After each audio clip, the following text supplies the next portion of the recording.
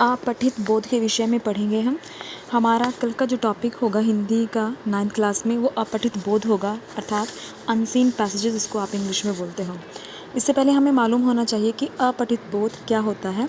वह बोध जो पाठ्यक्रम में निर्धारित पुस्तकों के बाहर से पूछा गया हो, अपठित बोध कहलाता है। यानी कि अनसीन पैसेज में आपके पास ज़रूरी नहीं है कि जो अनसीन पैसेजेस आपकी बुक में दे रखे हैं वो ही आपके पास आए, बाहर से भी आपके पास आ सकता है। अपठित का जो शाब्दिक अर्थ है वह अपठित अर्थात जो पहले ना पढ़ा गया हो। ठीक है।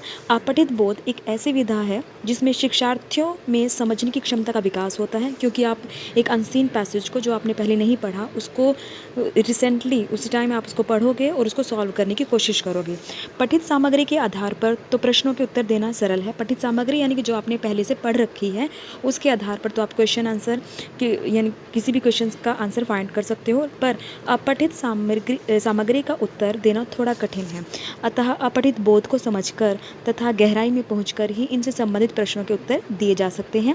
यह एक मानसिक व्यायाम सरीखा कार्य कहा गया है, मतलब कि एक मानसिक गतिविधि कही गई है, क्योंकि आप किसी क्वेश्चन का आंसर ढूंढने के लिए पूरे पैसेज को पढ़ोगे। अगर आपने कोई पार्ट पहले पढ़ रखा है उसका तो आप आसानी से उत्तर दे सकते हो, लेकिन जो पैसेज आपके सामने तभी आया और आपने नहीं पढ़ा उसको आपको पूरा रीड करना होगा, समझना होगा, तब आप उसका आंसर कर सकते हो। गद्यांश को पढ़ते समय भाषा की संरचना, उसमें प्रयुक्त मुहावरे, लोकोक्तियों के अतिरिक्त इसके मूल भाव की अवधारणा विद्यार्थियों के मस्तिष्क में स्पष्ट होनी चाहिए कि किस विषय पर अनसीन पैसेज में आपके अपठित गद्यांश में बोला गया है, किस चीज़ पर बार बार कौन सी चीज़ रिपीट की गई है, शीर्षक तक आपको वहाँ पे खोजना पड़ता है। अपठित बोध का व्यावहारिक जीवन में काफ़ी उपयोग है। इससे विद्यार्थियों की बौद्धिकता में बुद्धि के साथ साथ विषय को ग्रहण करने की क्षमता का विकास होता है।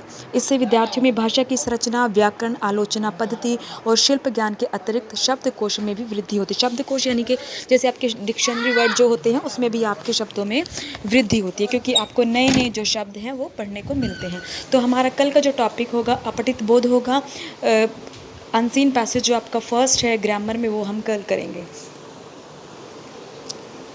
अपठित गद्यांश को हल करते समय निम्न सुझाव को ध्यान में रखें। कौन कौन से? अपठित गद्यांश के मूल भाव को समझने के लिए उसे कम से कम 2-3 बार ध्यानपूर्वक मन में पढ़े, मतलब कि उस गद्यांश में किस चीज़ के बारे में बार बार बोला गया है। गद्यांश की पुनरावृत्ति अर्थात पुनः पढ़ते समय गद्यांश के मुख्य बिंदुओं को चिन्हित करें। प्रश्न एवं उनके उत्तर के लिए दिए गए विकल्प ध्यानपूर्वक 2 या 3 बार पढ़े, इससे उत्तर का चुनाव आसान हो जाता है। शीर्षक का चयन करते समय संक्षिप्तता और सरलता का विशेष ध्यान दें। इन सब चीज़ों का आपको ध्यान रखना होता है जब आप किसी अनसीन पैसेज को सॉल्व कर रहे होते हो, अर्थात अपठित गद्यांश को पढ़कर उसके प्रश्नों के उत्तर दे रहे होते हो।